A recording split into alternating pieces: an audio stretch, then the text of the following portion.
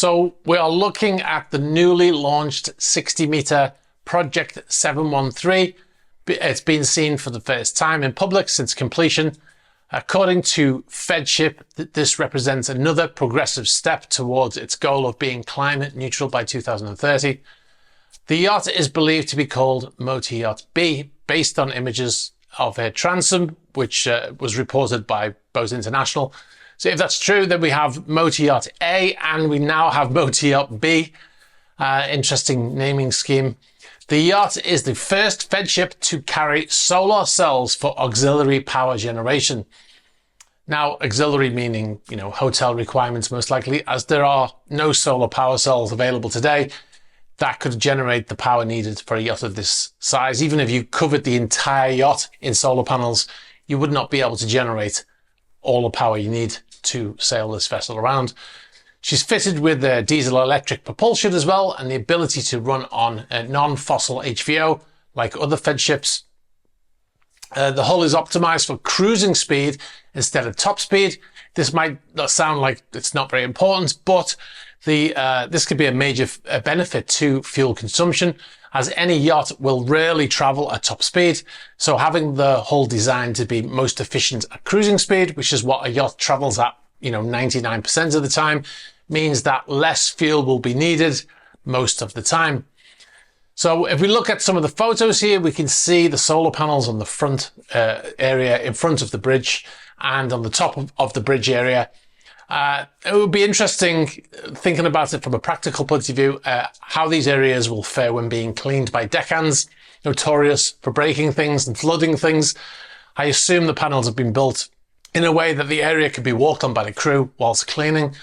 I don't have an answer to that, but I would imagine it would have to be, because it needs to be cleaned. It should be noted that the mast has not been fitted in these photos here. It's most likely to do with the clearance in the shed where it was built. However, you can see in the photos here that the Starlink dishes are already fitted further forward. And this seems to be the most common location for Starlink dishes on yachts since their rapid rise in the industry. I'll give you some stats on this new boat. 59.5 meters, 195 feet. It has twin Azipod electric motors of 1,000 kilowatts each, quantum stabilizers, the zero speed stabilizers, maximum cruising speed of 15 knots, and a range of 5,000 nautical miles. To put that into perspective, a transatlantic voyage is about, depending on where you start, Gibraltar to the Caribbean is about 3,400 nautical miles. Now, this yacht is also the first new build Fedship to feature the FSC certified plantation teak for all the decking. Again, it might not sound like much, but the certification means that the wood is harvested in a sustainable way. And this comes after, in recent years, there was a scandal where wood from Myanmar, a very popular location for teak, which had been banned from importation into Europe, was actually being imported through Czech Republic, I believe, according to reports from the nrc.nl. If you want to check out that website, I'll put a link in the description. And some of that wood that was illegally imported into Europe went to OceanCo, and it's believed that it could even be on Jeff Bezos's yacht Koru. I'll post a link in the description if you want to read that article, but that's what that certification is probably to alleviate concerns about. A good looking yacht overall. It's got that straight bow, which reminds me of a Bonetti.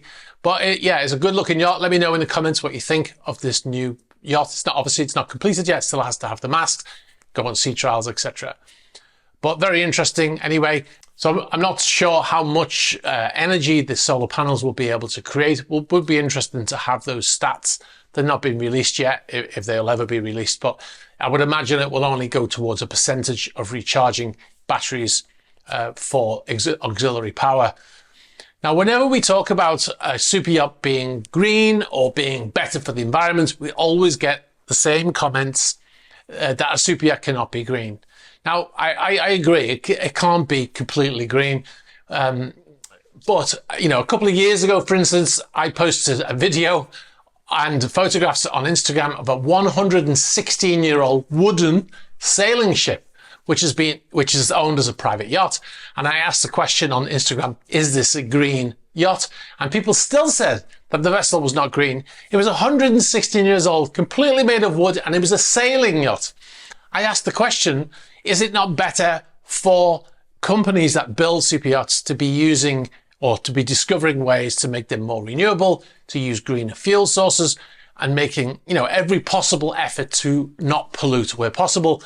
The aim of this technology is not to appease people who would say you can only be green by not building it in the first place, by living in a cave. And those same people would criticize that cave dweller for burning wood to stay warm.